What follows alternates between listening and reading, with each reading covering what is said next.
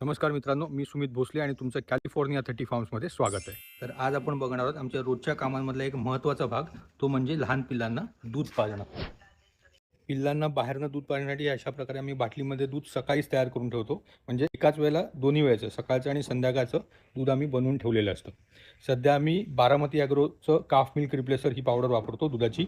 साधारणपणे 950 ते 1000 रुपयाला ते 5 किलोचं एक पॅकेट मिळतं, ज्याच्यामध्ये 50 लिटर दूध बनतं. म्हणजे आपण जर दुधाची किंमत काढायला गेलो तर साधारणपणे 20 रुपये लिटरमध्ये ते दूध आपल्याला पडतं.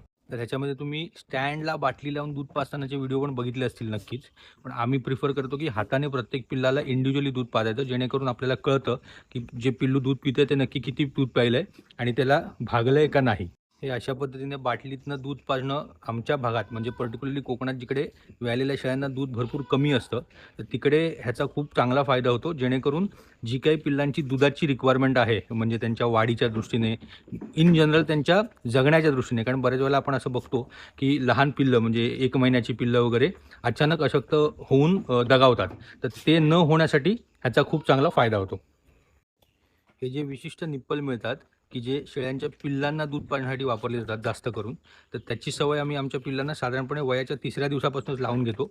जेणेकरून आईला दूध असलं किंवा नसलं तरी अचानक जर आपण त्या पिल्लाला दूध पाजायचं सुरुवात केली, तर ते हे निप्पल शक्यतोवर ॲक्सेप्ट करत नाहीत.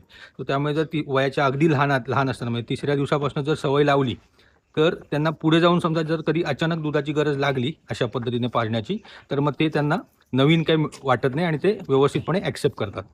ही ॲक्टिव्हिटी आम्ही दिवसातनं 2दा करतो. सकाळी साधारणपणे 11 वाजता आणि संध्याकाळी साधारणपणे 5 वाजता.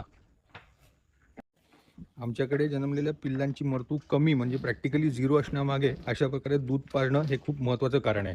ह्याच्याने होतं काय, की त्या पिल्लांची जी काही पोषणाची रिक्वायरमेंट आहे ती व्यवस्थितपणे फुलफिल होते.